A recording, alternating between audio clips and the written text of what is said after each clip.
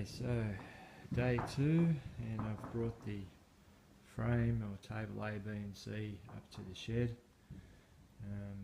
Reading through the original instructions of these frames, A and B joins together obviously, C joins there, but the right hand leg just here, that one there actually goes up. The track will go up the hill. It'll become pretty obvious once it's all put together. And this last one here, table D, will actually sit about a foot lower than table C to give you a uphill and downhill run, also for the bridge to go across. So that dark piece of timber that's there is kind of temporary until I can get that done. As for space, well, let me just go down this end and you'll see I've got my workbench up this end, so there's not a lot of room here, like that much room.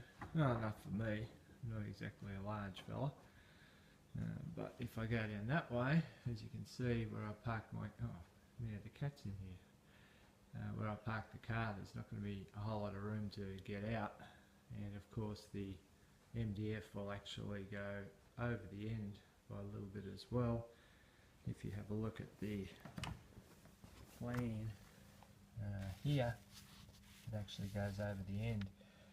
I actually also worked out why some of my calculations weren't working, because all this calls for 1x4 inch timber, and what I'm using here is about 1.5 inch by 3, so that was enough just to put it out a little bit. So I'm not sure once I cut the track pieces if it's going to extend right over the end or a little bit, but either way I don't want to be that much close to the car. Of course I've got my HO track over there, so there's nowhere there, but I've got 20 foot of room from one side of the shed there to here.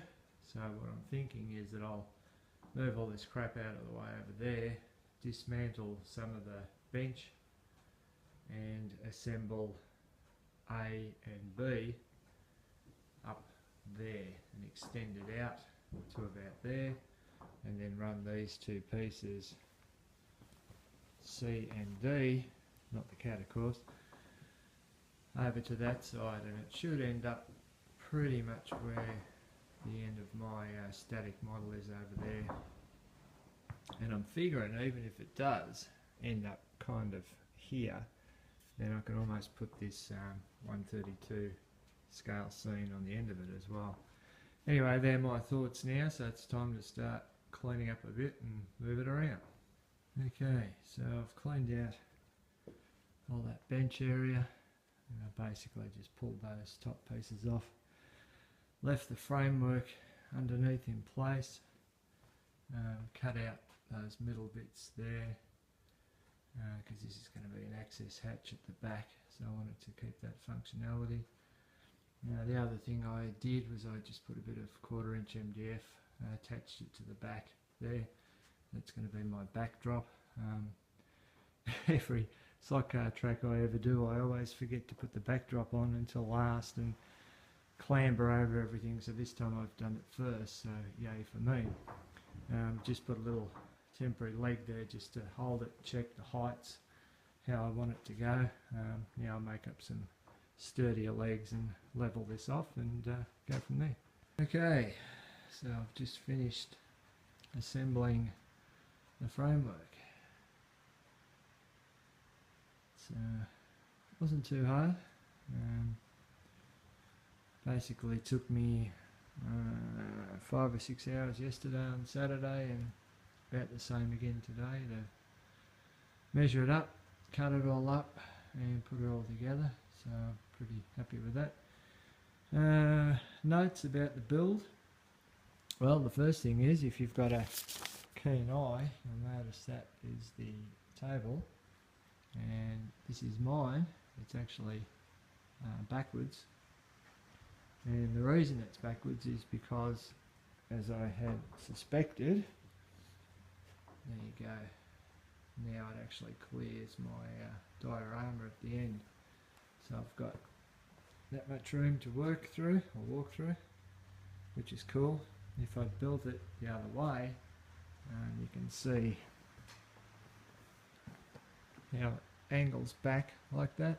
Well, it would have angled forward, which means that this would have ended up around about here, which it would have been no good. So the whole thing's backwards, which was a bit of a challenge. My brain's killing me a little bit today, so I had to, over the course of the weekend, convert feet to and inches to millimetres and centimetres, and then flip it all backwards, and struth.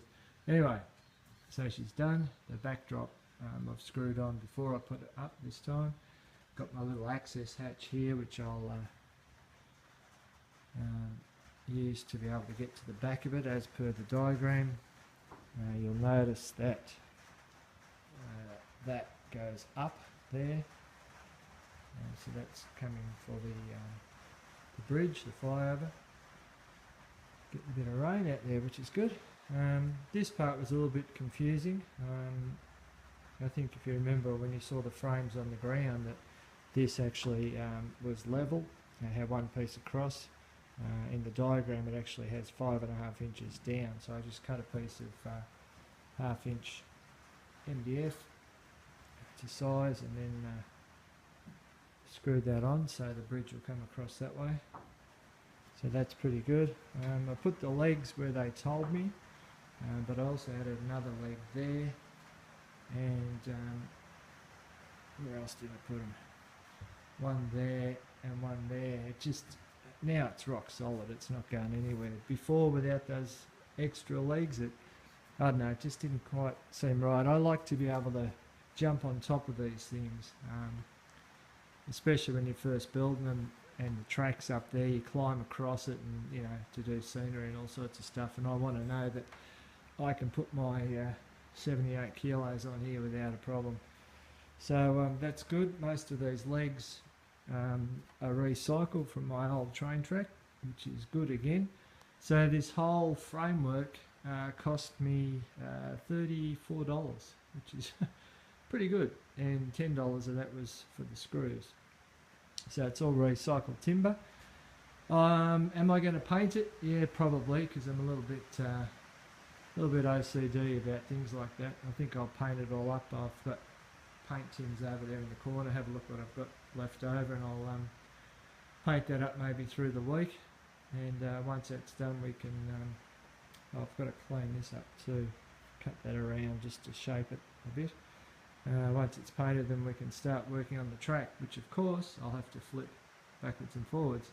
But overall, if I step back here, you can see I've still got room to park my car, still got the other track over there, and yeah, that's going to sit there quite nicely.